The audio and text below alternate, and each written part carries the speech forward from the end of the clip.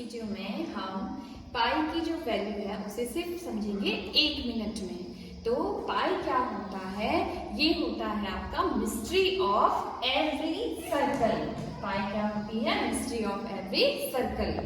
तो हमने कहा पाई क्या है? ये जो सर्कल होता है इसकी मिस्ट्री, यानी कि पाई की वैल्यू क्या से निकालते हैं हम? सरकमफ्रेंस ओवर डायमीटर, यानी कि परिधि ओवर व्यास। तो जब भी हम किसी क्या करते हैं गोल चीज को, जब हम किसी भी गोल चीज का एक घेरा करके उसको हम उसकी व्यास से क्या कर देते हैं, बांट देते हैं, तो तब जो भी संख्या हमें प्राप्त होती है ये क्या होती है? पाई होती है। यानी कि इसकी वैल्यू आती है 3.14 या 22/7। लेकिन इसकी क्या होती है? एग्जैक्ट वैल्यू नहीं होती। हम जो पाई है बेटा, तो इसकी वैल्यू कैसे निकलेगी? देखो, इस थ्रेड से हम इसको देखते हैं, ठीक है। तो सपोज ये क्या है इसका? ये इसकी डायमीटर है। तो इसकी डायमीटर के अकॉर्डिंग हमने क्या ले रखा था? एक थ्रेड ले रखा है, ठीक है। अब हम क्या करेंगे? इसे इस सर्कल पर ओवरलैप करते जाएंगे, यानी कि इसका जो सरकमफ्रेंस है उसको देखेंगे। दूसरा पॉइंट आपका यहाँ पे आया, ठीक है ना, यहाँ से यहाँ तक। और तीसरा आपका आया, तीसरी बार ये कहाँ पर हो रहा है? यहाँ पे हो रहा है लगभग। तो बेटा देखो कितनी बार काउंट पूरे हुए हैं? 1, 2 और 3 बार। तो ये क्या हुआ? पूरा हुआ, यानी कि पूरा डायमीटर है, यानी कि 3 हो गया है ना। तो जो ये पार्ट बचा बेटा, ये छोटा सा जो पार्ट बचा आपके पास, ये दैट इज पाई। यानी कि इसी जो डायमीटर के माप के बराबर धागे को हम वृत्त के पूरे घेरे को इस तरह से नापते हैं और जो छोटी सी जगह बचती है उसको हम पाई कहते हैं। जिस तरह से बेटा, अब देखो हम कैसे निकालेंगे। इसकी डायमीटर कितनी है बेटा? 13 सेंटीमीटर। ये क्या है?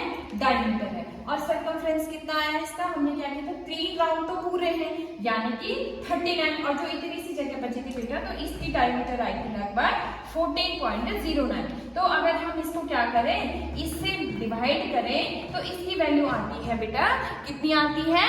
3.146 लगभग इस तरह से आती है। तो ये क्या होती है बेटा? पाई की एग्जैक्ट वैल्यू होती है। तो कोई भी गोल चीज हो, चाहे आपकी चूड़ी हो, ढक्कन हो, ठीक है, इस तरह से जब कोई गोल चीज होती है तो उसमें हम हमेशा क्या निकालते हैं? सरकमफ्रेंस में किसका भाग देते हैं? डायमीटर का। तो यहाँ से हमारे पास किसकी वैल्यू आ जाती है? पाई की वैल्यू आ जाती है। देखा कि जो पाई की को किस तरह से हम क्या करते हैं, जो सरकमफ्रेंस है उसमें हम डायमीटर को क्या कर देते हैं? बांट देते हैं। तो पाई की जो वैल्यू होती है ये होती है बेटा 3.1415 और 92 इस तरह से चलती रहती है, यानी कि इनफाइनाइट तक चलती रहती है। और ना ही ये रिपीट होती है। ये हमारे पास कैसा नंबर होता है? इरेशनल नंबर होता है, ठीक है। इरेशनल नंबर क्यों है? क्योंकि इसकी वैल्यू क्या नहीं हो रही है? कहीं पर भी खत्म नहीं हो रही है, और ना ही ये क्या नहीं हो रही है? रिपीट नहीं हो रही है, ठीक है। तो इसलिए इसको हम राउंड फिगर में लिखते हैं 3.14।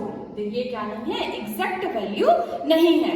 राउंड में कितनी आई बेटा इसकी वैल्यू? 3.14। तो इसी तरह से अगर हम 22/7 यानी कि 7 का भाग अगर हम 22 में दें तो ये लगभग आता है बेटा 3.1428 और समथिंग, यानी कि क्या है? दोनों के दोनों लगभग एक दूसरे के क्या है? काफी करीब है। तो ये क्या नहीं है? इसकी एग्जैक्ट वैल्यू नहीं है, ये अप्रोक्सीमेट है, यानी कि लगभग करीब है।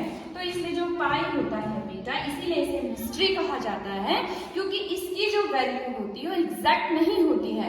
यानी कि कभी कभी क्या होता है, जो 22/7 है और जो 3.14 है, ये दोनों आपस में क्या करते हैं?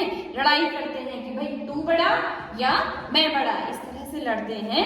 तो इसकी वैल्यू देखो बेटा 3.14 है, इसकी 3.128, यानी कि इन दोनों में से क्या है? जो 3.14 है ये थोड़ा छोटी वैल्यू है, और जो 22/7 है ये थोड़ी क्या है? बड़ी वैल्यू है। ये क्या है? बड़ी वैल्यू है। तो इस तरह से हम क्या करते हैं? पाई की वैल्यू फाइंड करते हैं। Thank you. आज के इस वीडियो में हमने देखा कि पाई का मान हम कैसे फाइंड करते हैं, यानी कि सरकमफ्रेंस और डायमीटर के थ्रू हम इसकी वैल्यू कैसे निकालते हैं, ठीक है। तो अगर आपको वीडियो पसंद आई हो तो लाइक करें, शेयर करें और कमेंट करें।